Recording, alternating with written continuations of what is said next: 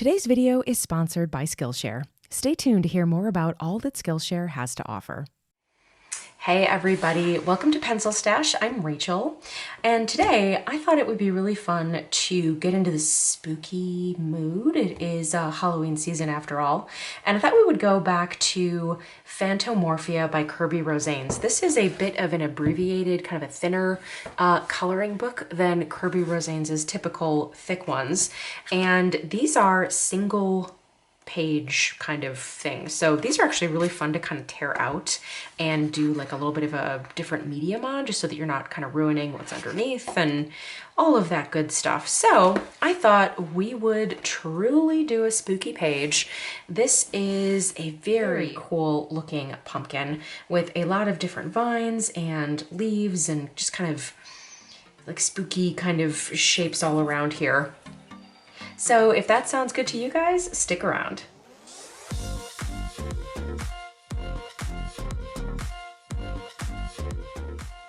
All right, so the first thing that I like to do is just kind of get a, directionally correct idea of what my color palette's going to be. And the first thing obviously is the pumpkin, and I do really want to do kind of a traditional orange pumpkin, but I do see a lot of opportunity here, maybe along the edges, to do something a little bit darker, maybe in like the blues or like kind of mossy greens family, just to add a little bit of spookiness as well. And the second thing that kind of sticks out to me is that I'm actually really disappointed that his eyes and mouth and nose are blacked in. So when I'm all done with my page, I'm gonna kind of see if it's working, or I might grab some acrylic paint and see if I can maybe go over that and make him glow from the inside. So I'm going to try that. I think it'll be really fun. And for the rest of this, I kind of want to explore maybe some like browns and like burgundy kind of colors for some of these vines here, and maybe even some of the leaves, kind of a little bit of like a blood red kind of a feel. So that's kind of where I'm going with this. I'm gonna pull some colors and we'll get started. Now to start, I did pull some colors and I got a whole bunch of kind of just like bright kind of orangey golds, and then some nice pumpkin oranges in a whole range of hues and or tones. And then I did pull some greens to kind of do that kind of darkening around the edges. Now, what I'm kind of thinking through is that our pumpkin here has this really neat kind of, I don't know, it looks like a tribal tattoo. It's very 1990s of this pumpkin. So I'm kind of thinking like, do I want to treat that a little bit differently?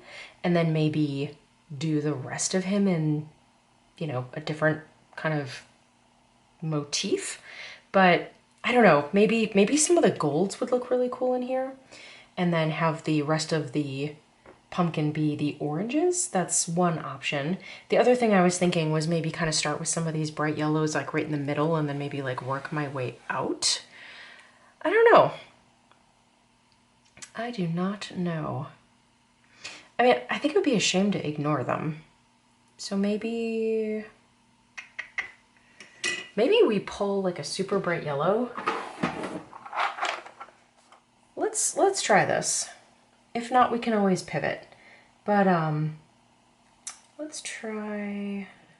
All right, so I'm going to use lemon yellow, and I'm just going to fill in some of these little tribal tattoo portions with that. And then let's take sunburst yellow, and then I'm just going to maybe come in around the edges with this. These are very thin, so it might be kind of difficult. I'm just going to go around the edges, but try to leave as much of this bright yellow as I can. That works. I kind of like this because it kind of looks like the pumpkin is sort of being lit from within. Kind of what I was missing with his eyes being dark. I was kind of hoping for this, like this sort of bright lit from within sort of feeling. So maybe this will give us what I was looking for. We will not know until the end. So I'm gonna go all around and just kind of fill this in here. And I might, let's do one up here because I want to show you kind of what I'm thinking in these areas where it gets a little bit darker. So I'm just gonna fill this in with the same lemon yellow. And then as I go around and do kind of that halo around the outside, I'm just gonna focus some of this, what is this, sunburst yellow around some of those darker areas as well that the artist kind of drew in for us. So give me, gosh, I don't even want to think about how long this is going to take, but give me a little bit, let me finish this and I'll be right back.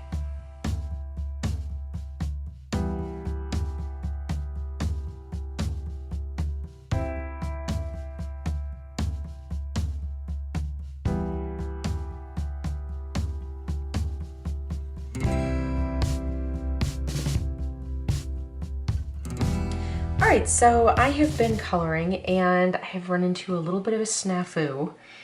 For some reason, I don't know who QC's coloring books, but you see how all of these kind of tattoo pieces that I have already colored are kind of like islands, kind of self-contained within the pumpkin itself.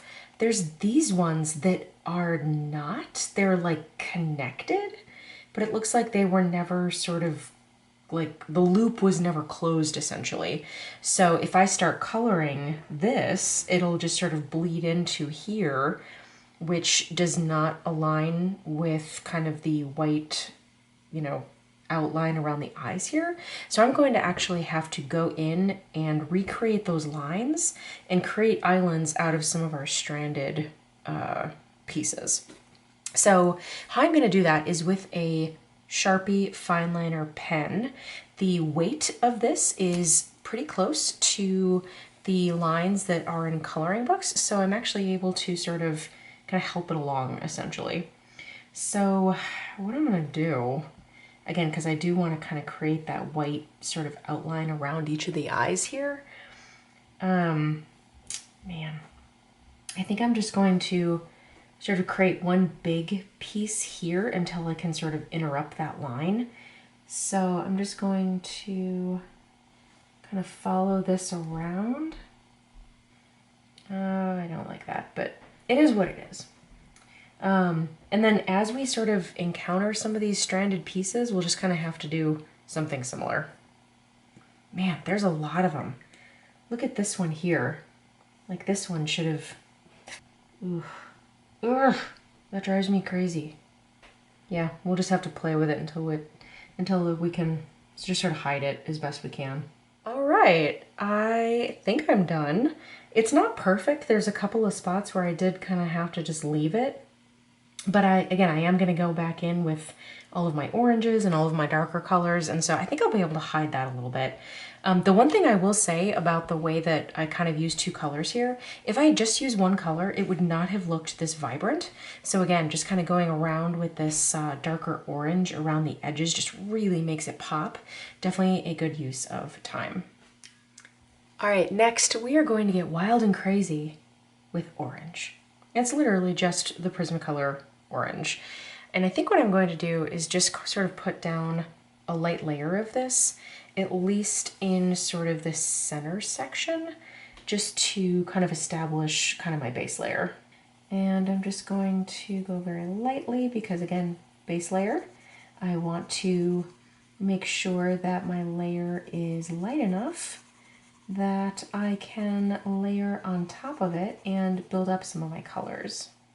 You know, I'm not too happy with this orange color. It's just looking a little pink, which is kind of driving me nuts. So I think I'm going to abandon this for a little while. And maybe we'll try some cadmium orange. I'm just going to try it on its own. It's definitely darker. I don't know if that's a good thing. I definitely like it better. Mineral orange is always my favorite. Yeah. I think I'm just going to use this cadmium orange. And I'm just going to go over the orange that I already used because I don't like it. At least I didn't do the whole thing and then decide I don't like it. All right, I'm gonna stop here. I just sort of essentially stopped where it was at least some semi-symmetrical, but I'm not really loving the orange just because it looks really flat and just kind of boring. So I'm gonna go in with pumpkin orange and just sort of see like what I can maybe bring out in terms of some dimension here. I'm a little worried that the layers that I put down were a little bit too heavy. For some reason this, the heck color did I just use? The cadmium orange. It just went down really heavy. And I don't know if I'm gonna get a whole lot of more layers here. And right now I'm just sort of focusing this in some of the areas where like maybe some of the white's showing through, maybe it's just a little bit flat looking, just to see if I can get something a little bit different. Might also see if I can start experimenting with maybe some of these greens, just to see what it does. It's definitely kind of sitting on top of my orange layers, and by the way, this is moss green. It is kind of sitting on top of my layers just because the oranges were kind of burnished, but it is adding like a little bit of dullness to the orange, which I kind of appreciate. I think that, like, I don't know, it's just getting kind of a pinky, like just crayon box orange, and I just was not liking that. So this, I'm not hating it. Not hating it. I'm gonna go a little bit more with this just to see what it does. Yeah, I just want to dirty this up essentially. So this is super, super bright. You know, obviously it should be, it's like it's glowing, but the orange was just also super bright. And it was starting to look cartoony instead of spooky. And that's where I want to kind of pull it back. So I think this green is doing that for me. Just kind of dulling some of these bright colors. I couldn't quite put my finger on it, but I think that's exactly what my problem was. And I think we're gonna be okay. I hope. I'm crossing my fingers. But I mean, honestly, these are the kinds of things that you run into when you're coloring. You can't always anticipate how colors are going to lay down, especially in these super tight spaces. Like, it's really difficult to maybe go in there and add a little bit of detail. And so you kind of have to be ready to pivot. And that is exactly what we've had to do. And that's fine. Maybe it'll turn out to be a bit of a happy accident. Yeah, I'm definitely thinking that this was maybe a happy accident just because I don't know what it is about that orange kind of base layer with the green over it, but it's not quite blending, and it's actually creating these like really visible kind of like texture lines with the green, which I actually am kind of liking. I'm a little bit nervous, like when I go to add a little bit more depth in some of these areas up here, how that's going to translate, but one problem at a time. So I've been thinking about how to tackle this like burnishing problem, and what I think I'm going to do is just go in with a little bit of a darker orange in some of these areas before I lay down the green, just in case I run into problems with layering. So I am just going to use pumpkin orange as my base essentially, and hopefully I'll be able to layer a whole bunch of, like, I don't know, I was hoping to maybe grab some browns and obviously the green and maybe even some like dark gray, just to kind of give our pumpkin here a little bit of depth. And I really hope I'm going to be able to do that. If not, I might be able to kind of brainstorm some other creative ways we can do that, but I'm going to try this with colored pencil first. So I'm essentially just laying this down, and I'm not being too careful obviously because we are going right over it. Actually, this is probably the easiest thing I'll do on this whole page. Just kind of fill in some of these gaps here. with my pumpkin. All right, it is the moment of truth. I really like how the green toned everything down, but now I want to make sure that I can go in and kind of darken up some areas. So I pulled 90% cool gray. I wanted to pull my French gray, but it's like this big and I'm too lazy to go get a new one. So we're gonna go in and just kind of darken up these areas, and thank goodness it looks like I am able to layer this over top. And again, I'm just gonna kind of go in, and Kerby Rosanes kind of already kind of gives you some of these squiggly lines kind of indicate where some of these like low areas are, where these kind of shadows would sort of sit in the recesses. And so that is super helpful. So I am just going to go in and darken up some of these areas. Actually, maybe a lot of these areas, actually, maybe a little bit darker, just because I really want the bright yellow to pop. And I want that to really be kind of the star of the show. So we'll just kind of see what this does. It's always better to start small and then kind of build upon it if you want to drive home some of these areas a little bit more. And we'll just kind of go from there. But I am using kind of light to medium pressure, and I am being just very messy with it. Like I really don't want to be too precise. I'm just using like little curly Q kind of strokes here. And I don't mind a bit of a harsh transition, but just because of the layering that we already have, it is just looking kind of nice. And I am following these lines, but not perfectly. Just kind of using them as a little bit of a guide. And I'm just kind of dragging my pencil here as we go. See how I kind of lightened up here a little bit? Definitely want to keep that pressure on, just because I do like these super dark lines here. See how that's like immediately giving us a little bit of depth? Like anything that just is one color just looks super two-dimensional, super flat. So this is definitely the time when you want to put in a little bit of extra effort, definitely extra time, because we all know coloring is not a quick hobby, but definitely well worth it. This step is one of my favorites, just because I find, you know, these earlier steps, again, they just look kind of flat and I'm not sure if it's going to all come together. And then all of a sudden you add in these shadows and these highlights, and all of a sudden you're like, okay, all right, this is coming together.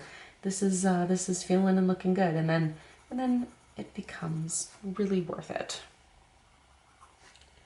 So I'm just going to follow the lines that Kerby gives us to begin with, and then I'll kind of go in and maybe add in a few areas of my own, depending on how we're looking. All right, so that kind of covers the kind of shadow lines, essentially, that Kerby kind of drew in for us. Maybe just a little bit underneath some of these vines here I forgot about. But essentially, what I want to go in with now is a couple of my own. And what I definitely want to do is just do a little bit of a darker kind of line here around the edge. And again, I'm not too worried about it being perfect. I just want to kind of darken this up a little bit. And I am leaving a kind of moat of orange and green around this, kind of in between the outline and then some of the darker areas there. At the bottom here, I might be a little bit less with the moat, just because I think it would be a lot more shadow down here, but nothing too crazy. And then while I'm doing that, the next step that I really kind of want to tackle is, what am I going to do with these areas in between kind of the inner pumpkin and the outer pumpkin, kind of these middle layers? I am not sure. I'm so used to jack-o'-lanterns kind of being lit from within, so these should be light, but there's just void. There's just blackness in there.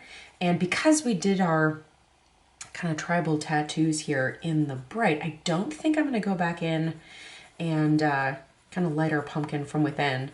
I think that the light is going to be coming from these tattoo areas. And so we have to figure out, would it be like super dark in here? Would it sort of be like orange, but like super, super, super dark orange. So that's kind of what I'm thinking through right now. And then I might just kind of creep it up a little bit down here at the bottom. It's just looking a little bit too bright. Like if something looks off, it's just a nice indicator of like, okay, you know, it's probably a reason that it looks off, and you can kind of go in and maybe add a little bit of depth. And with these areas that I'm just kind of going into now, I am trying to transition out of very gradually. And it's just these bigger areas that are kind of bugging me. Like they just look a little bit too flat.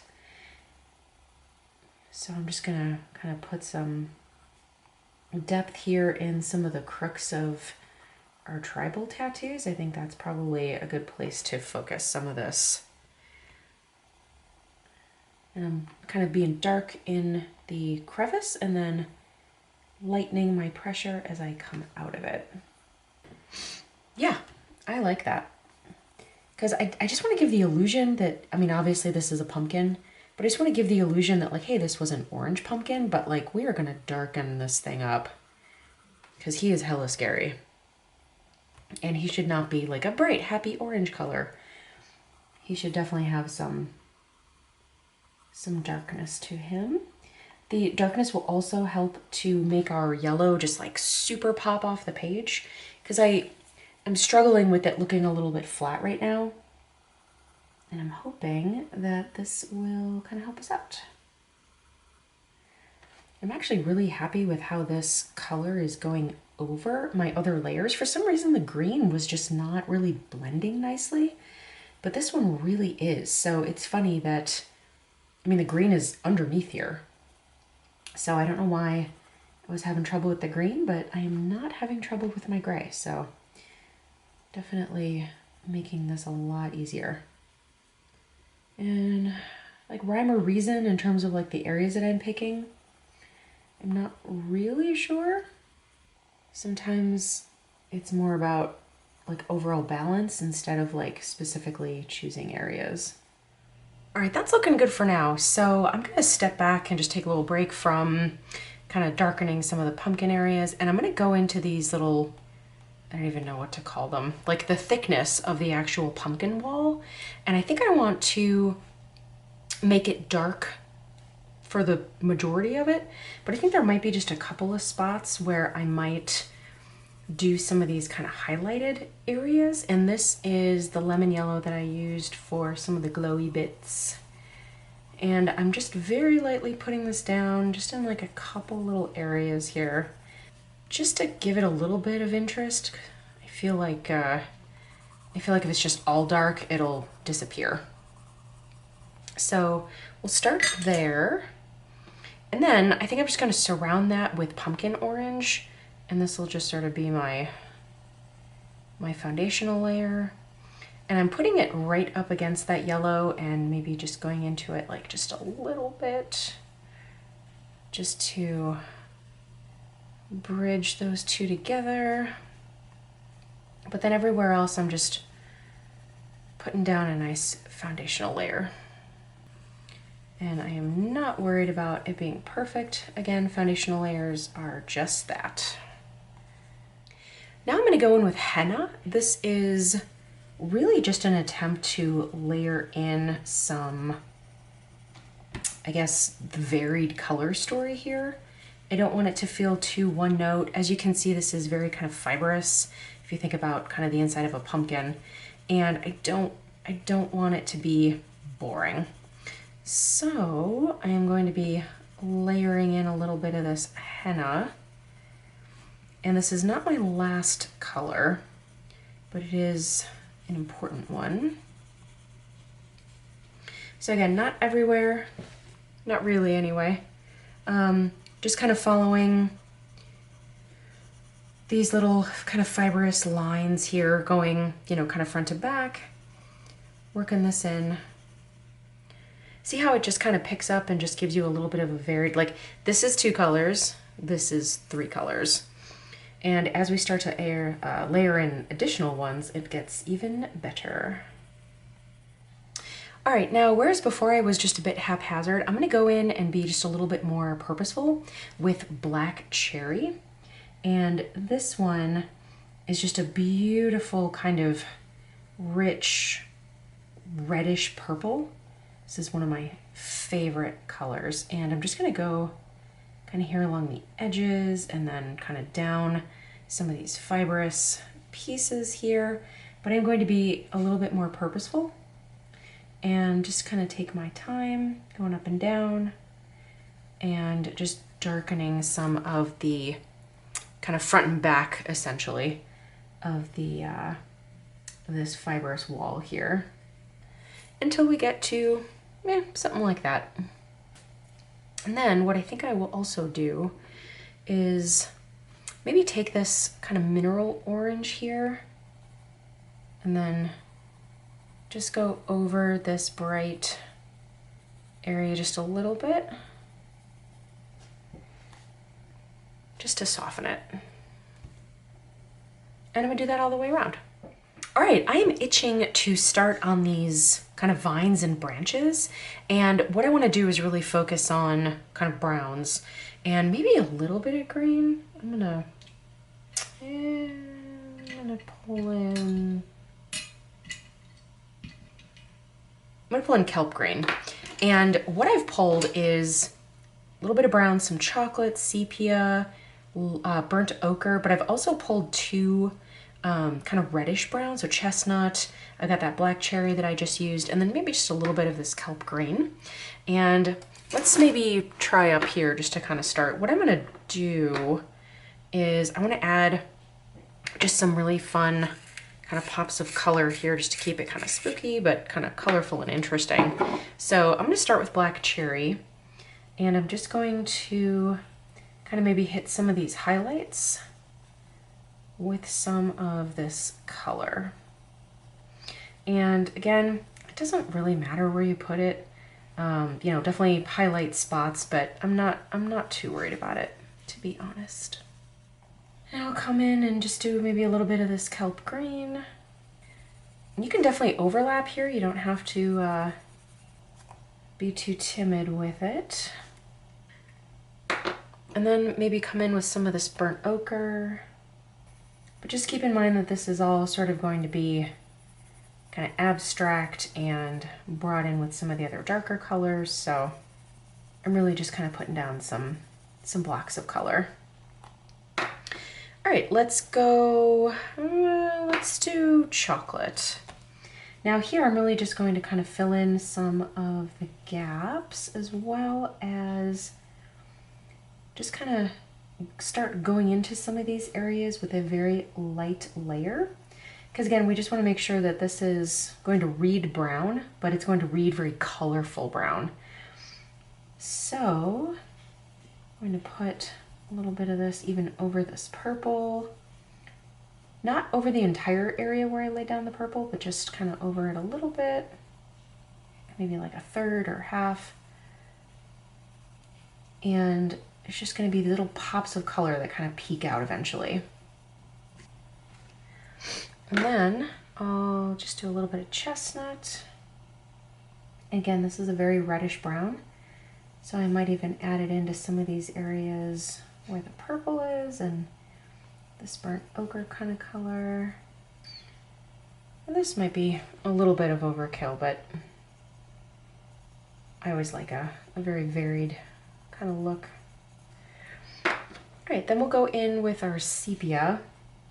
And I'm really just gonna kind of drive this home in, again, some of these areas that the artist has already kind of highlighted for us as these shadow areas. So these areas with these hash marks. Hatch marks? Hash marks? You know what I mean. And then the other thing we can do too is if we just want to maybe drive home some of this like twisted kind of shape here, we can definitely do that. Because again, I want this to read as dark with some of these pops kind of peeking through. So I've got the color kind of coming up from underneath, but at the end of the day, I do want this to be dark. And I can already tell just based on how long this little bit is taking, that this is going to be a very long labor of love. And then when I'm done kind of doing this like camouflage kind of look, I will come back and maybe blend it a little bit more. So let's just continue on and we'll kind of see what we get. All right, I am officially at the point in my project where I'm second guessing myself and becoming concerned. So I don't know about you guys, but usually when I'm about 2/3 of the way through a page, I kind of start to wonder like, oh no, have I gone awry? Is this gonna come together? You know, just start second guessing my choices. So if you guys feel that way, don't feel bad. Leave me a comment down below. Tell me your woes, because I go through the same thing. So just a couple of things. I am just getting a little bit concerned that the like glowy kind of tattoo thing like isn't quite coming across. And I'm super tempted to kind of put maybe like a greenish hue over it. I don't know what that's gonna do. I'm a little bit worried. So I think I'm gonna save that till the end and we'll just kind of see if I need it. But right now I'm a little bit concerned too about like what to do with these leaves. I don't necessarily want to do them in green. I might end up doing maybe some like autumnal colors just because it's fall. So I think that'll work, but again, I want to kind of differentiate it between some of the oranges and purples and all the things we have going on elsewhere. And then the background. So I'm also just a little bit concerned about the background. I want it to come across as kind of spooky. And so I think I'm gonna do like a super dark blue, just to kind of give it that night vibe, but I don't want it to be flat. So I'm just kind of thinking through all of those things in my head and it's just becoming a bit of an overwhelming thing. So sometimes it helps to take things one at a time, and it sometimes also helps to do things kind of thinking holistically, because at the end of the day, all these things have to work together. So if I only address the background and I don't think through what I'm going to do on the leaves, sometimes I can get a little bit stuck. So I think this is one of those times where I have to look at it holistically.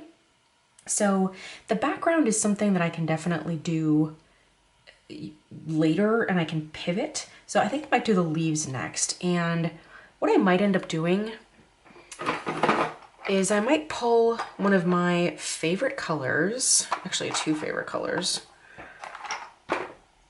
This is Harvest Gold, it's a Crayola color, and this is Bronze Yellow. This is another Crayola color. These are two of my favorites. These are light colors. So again, I want it to be kind of spooky, a little bit dark. So I'm not quite sure how it's going to come across if all of a sudden the leaves are super bright, but I think I might try this and just kind of see how it goes. If anything, I can always, again, pivot. So let's maybe do one of these just to kind of test it out and see where we're at. And because they're light, I can always kind of go back in. So let's take the Harvest Gold and just kind of put this down. Being very, very loose with it, because again, it's a light color. And then I'm going to go in and use this Bronze Yellow. This is just one of my favorite kind of autumnal greens. It's very earthy, very versatile. This is definitely one of my go-tos. And I'm just going to do kind of a wash over this entire leaf, and then we'll just sort of evaluate where we might want to deepen some of these colors. Okay, I like that. Now I definitely can bring in some of the greens that I have already pulled. So let's take a look at maybe marine green. This is one of my faves.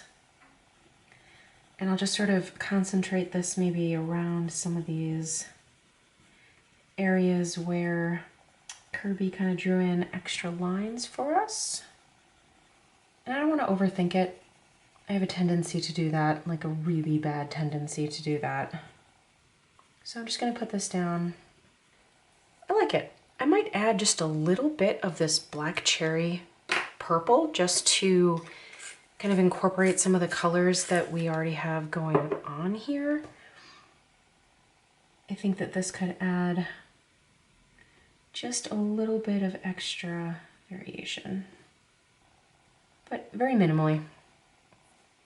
Okay, I like that. Let's kind of keep going and we'll just kind of see where it takes us. All right, I went in and I did all of these leaves and I actually really like it. It's a little bit bright, but I'm actually okay with that. The rest of the page was getting a little bit dark. Once we do the background, it'll kind of become clear whether or not I need to pivot or add to the leaves or if it's just like not making sense. So no big deal. But now I do have to make a decision on the background and I don't know what to do. Like still, I don't know what to do. I'm tempted to do like something super dark, like maybe even like a cool gray kind of gradient type effect just to give it like a little bit of like a spooky flair, but I don't know. I mean, I've got such like warm colors here. Maybe that would be good actually because it would kind of pop. And I feel like if I did a warm color in the background, it might just sort of all homogenize. So maybe that is kind of the way to go. That is. As I'm looking at this too, I noticed I forgot one little spot on this vine, so that always happens. That's why I always keep my colored pencils nearby and all the colors that I used. I don't put them away typically because I always forget something and I never remember what colors I used. And I also colored the little ship here and our little gnome friend who's kind of hiding out here at the bottom. So let me pull some of these grays and we'll get started on the background.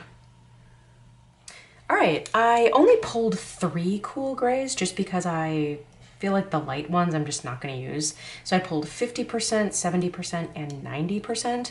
I think that the majority of this is probably going to be this 70% and maybe 40% the 90%. So we'll just kind of see how it goes. So I think I actually might start with the medium color. I usually start with the lightest, but I really don't want to go over this a whole bunch of times. It's just not something that excites me.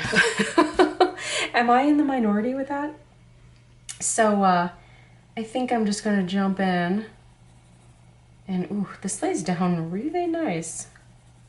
And I think I'm just gonna concentrate on like quadrants because when I try to do like an entire background all at once, it just kind of ends up being just really flat. So if you kind of, you know, can take the time to just focus in one set, you know, little section at a time, you can kind of pick and choose, you know, some of the details that you're doing as you go. And I tend to get a better result when I do that. So definitely a little tip for you.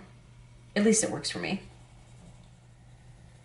So I think I'm just going to make a little bit of like a crescent shape here a little bit with my 50%. And once I just kind of get that down, I'll actually go back in with this 50%. And I think I'm going to do kind of the darker towards the pumpkin and then work my way out lighter. I think that just kind of makes sense. But I'm actually kind of surprised there doesn't seem to be that much difference between the 50% and the 70%. So, you know, it is what it is. So maybe I'll just use one of these. It doesn't really matter because they're so close. And I'll just fill in this corner here. And then I'll go back in over that with the 90%. And we'll just kind of work our way outward. And I like layering the dark over a little bit of the light. I just feel like I get just a much smoother outcome. And I'm just going to kind of work my way outwards and then just really fade it out so that I get just a nice fade between the dark, the medium, and then I pulled up a little bit over here just to give a little bit of a lighter appearance towards the corners. And I'm gonna try to be kind of equidistant around the pumpkin, maybe like an inch or two with the dark. And I am liking the cool grays with some of these warmer tones. It is definitely providing me with the contrast that I was looking for. And then if you want to, kind of where some of this is overlapping, you can go back in with your 70% and just kind of work through some of the transition lines and some of the white kind of spaces. I do kind of like how it's looking a little bit hazy. I am okay with that. It's definitely on theme.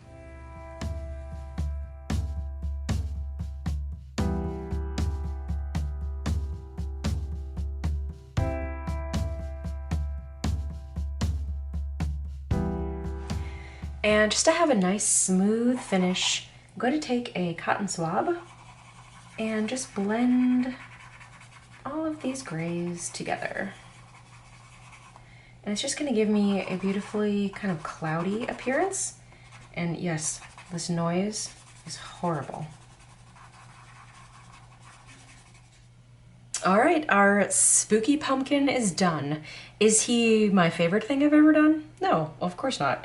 Is he super fun and I'm quite happy with the way that he came out? Yeah, I actually am. You know, when I first started out with this, I was really hoping that like the background would just be like super dark and that this would just be like popping off the page. But just kind of given where we ended up, I'm totally okay with it. It would have been nice to have like these kind of tribal tattoo things, like really, really jumping off the page and just kind of being like very, very three-dimensional. But it's all good. I just couldn't quite pull it off. Let me know down in the comments if you have any suggestions for like maybe how to kind of make these like more bright. I don't know if maybe I should have put like a little halo maybe around some of the glow, you know, instead of like the orange kind of pumpkin surface, maybe kind of give the whole thing a little bit of a glow. But it was a really good experiment. I really enjoyed the practice and, you know, definitely something that I'm going to try again. So thank you so much for watching. Thank you so much to this week's sponsor, which is Skillshare. So if you enjoyed today's video, definitely hit that thumbs up button, really appreciate it. Go ahead and hit the subscribe button if you are enjoying the content and want to see more. And as always, leave me a comment down below. I love hearing from you guys. And thank you so much to the sponsor of this video. I'll see you guys next time. Happy coloring! Thanks again to the sponsor of today's video, Skillshare. If you like learning from me today, you're going to love learning from all the talented creators on Skillshare's platform. Skillshare is an online learning community for creators with thousands of classes in design, art, business, and so much more. If you want to improve your knowledge on any topic, Skillshare has a class for you. Like this class, Color Theory 101 with Ariel Rassel. I highly, highly recommend learning about color theory. You'll find it so helpful when choosing and implementing color combinations and overall palettes in your coloring. Now, premium membership gives you unlimited access to classes, communities, and workshops that are just right for you and your learning goals. So join the millions of students already learning on Skillshare today with a special offer just for PencilStash viewers. The first 1,000 viewers to click the link below in the description will get a 1-month trial of premium Skillshare membership. And with all the growth potential that these classes have to offer, that is a fantastic investment in yourself and your personal development. Act now for this special offer and start learning with Skillshare today.